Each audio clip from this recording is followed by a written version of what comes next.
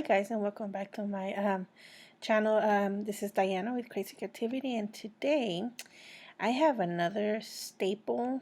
Wait, let me say this right. Cable staple journal, junk journal that I want to make for you guys. I know I've made one before, but I feel it might have been a little confusing, and people were asking me questions, and I just wanted to clarify how I do it, and how I go about it. Anyway, so I start with these like little chipboard ephemera that Tim Holt had made before. I think it's like not in the stores anymore, but either way, you guys can just grab any chipboard or cardboard um, to make your back and your front. I start off by measuring the center, and then I measure from the top down an inch and from the bottom up an inch. So I don't have to worry about doing math or anything. That's my method, and it works great without breaking my head in all these math equations and dividing it by 3 or something like that. I don't play like that. So I do this where I do an inch down and an inch up, and then I just grab the center.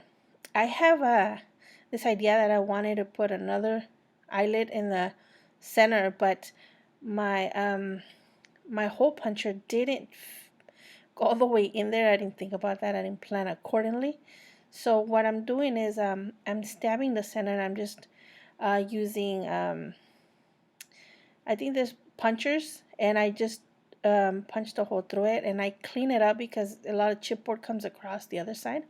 So what I do is when the nail of the hole puncher or the puncher is in, I go with my knife around it, and I kind of cut out some of the excess chipboard that comes out of it. Okay, so as you guys can see what I'm doing, I'm gonna give you guys a little disclaimer. Well, two disclaimers. One, I had just painted my nails for you guys, so you guys don't see these like manly hands, and like kind of piff them up. And I don't know if you guys can see, they're all like banged up because I didn't wait for them to dry enough for the video. And also, you guys might see difference in lighting here and there because I think at some point it goes on to the next day, or I worked on it on the video before I started working and after work, because I work from home. So this is both my desk for my work and my scrapbooking or my junk journaling.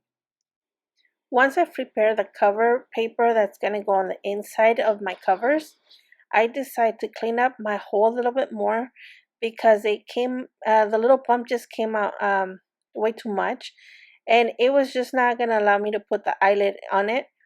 So I cleaned up with my knife. I just pretty much make the hole a little bigger. It wouldn't matter that much because I'm covering it anyway. And also because the cup paper or the chipboard has this like shiny or this glossy paper on there, white like white card. I was fearing that it wouldn't attach so well with the paper with the glue, so I sanded it down a little bit just to get it some grip on there before I glued my paper, and well, before I put the thing, so it would have a stronger hold rather than like clearing coming off. And I also used binding glue, so it's a little stronger than regular Elmer's glue, which I usually use anyway. But in this case, I decided I wanted it to not come off, and I decided to also cover the the backside or front side.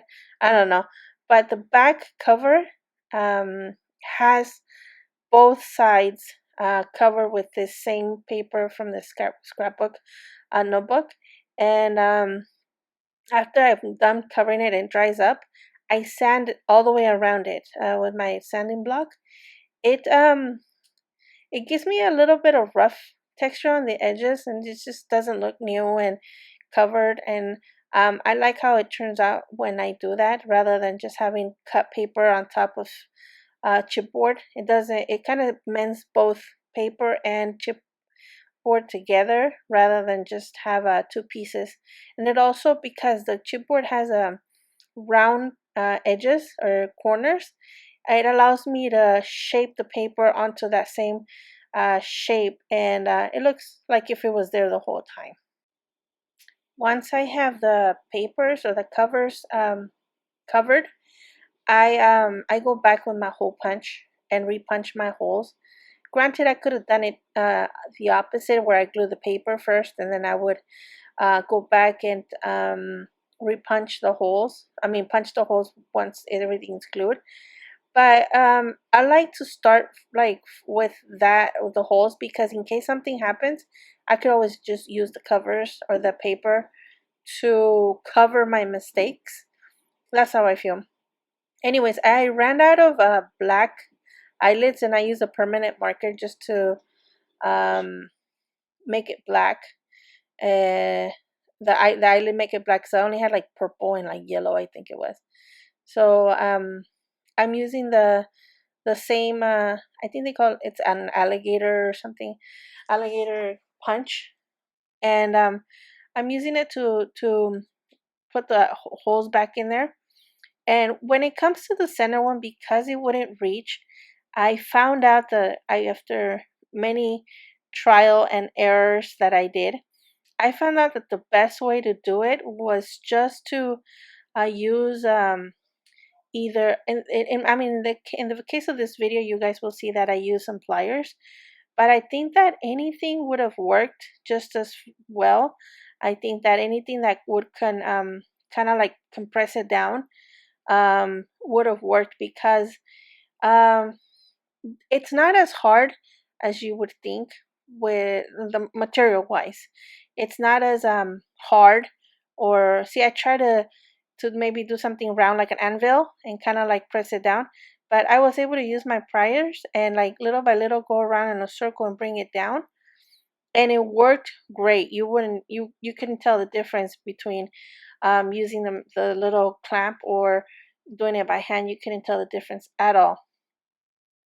And now to distress it, I like to use coffee water and vintage distress ink, vintage photo, and I also like to use a little bit of black.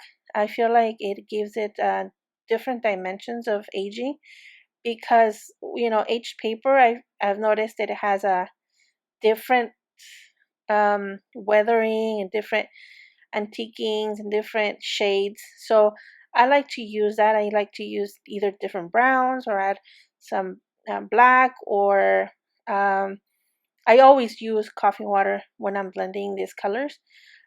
Just because coffee color is even though vintage photo is very close to it, I just feel it gives it another level of brown and another feel, and plus I like how it smells. I like how my all my paper junk journals smell. Even when I was doing scrapbooking, I feel like it was smelling like coffees and stuff. I don't know. It might be weird, but I use a brush to apply it. I don't use a dabber or a sponge. And now it's for time for my signatures. I have to apologize because I keep on calling them magazines. So if you hear me say magazines, I really mean signatures. So I'm using paper from a book. It's the old Harry Potter books.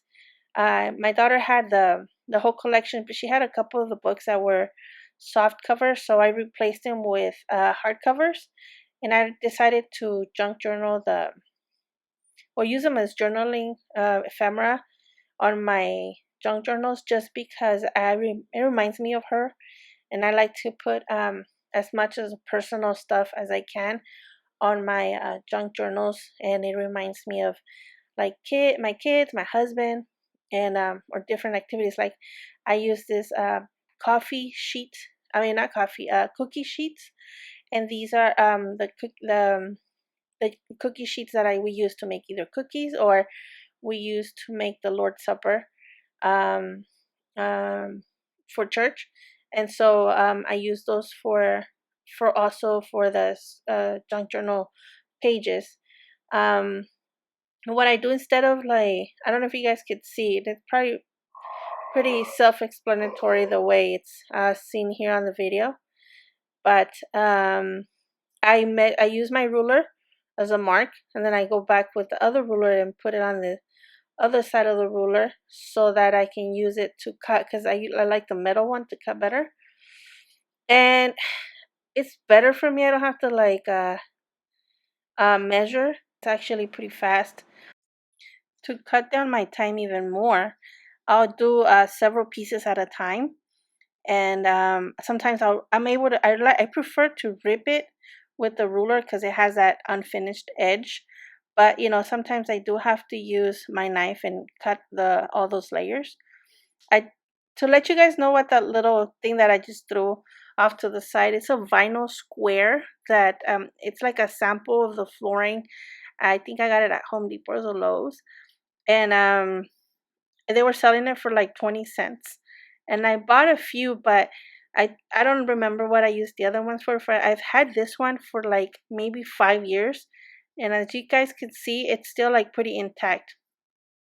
Although I worked on a cutting board, a cutting mat, I don't want to like keep on cutting on top of it because I use it for my videos, and I feel like it's gonna wear off, or the little square measurements, 1 inch squares are gonna wear off, and I don't want to mess it up. So I keep on trying to get into the habit of using it, although sometimes it's a little hard as though I have the habit of just cutting onto my mat. But I want to get into the habit, so you guys will see me using it sometimes and not sometimes, but I want to get into the habit of using it. So once I'm done cutting on my paper, I start arranging my signatures into what I kind of want it to feel like. And I used doilies for two of them, and two of them don't have doilies. And what I did is I put them alternatively inside my journal. Anyways, these are the staples from that I got from Amazon. I will be linking the Amazon link under. I know they're really hard to find. I couldn't find them at Lowe's or Home Depot or other home repair stores. They only have them online that I have found here where I'm from. I'm in San Diego and California, and it was just I had to order it because no stores, and I went to many of them trying to look for this staples, and I was only able to see them at online at Amazon, and I ordered them there, and they came here, within like 2 days or something like that. Anyway, so I'm trying to figure out how to best apply it onto my journal.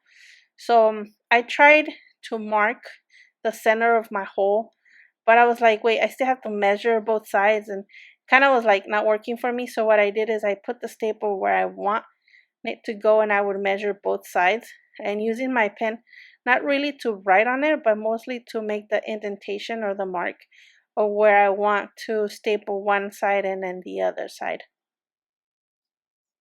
And this is real, guys. You guys are seeing how I work. I make a lot of mistakes on my planning.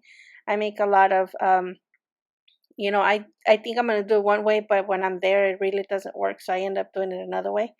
And here you guys will just see that I'm just stabbing the staple through. The tips are pretty sharp. If you ever like done a staple through the a paper, they're just pretty sharp, and I'm just stabbing it kind of through. And I'm holding it with my left side. I'm holding the staple because it does have that loop, or that where the staple would go. I mean, the cable would go on the staple. And on the inside, I'm just, bringing the paper through. And with my pliers, I'm just folding it. They do have a stapler for these staples.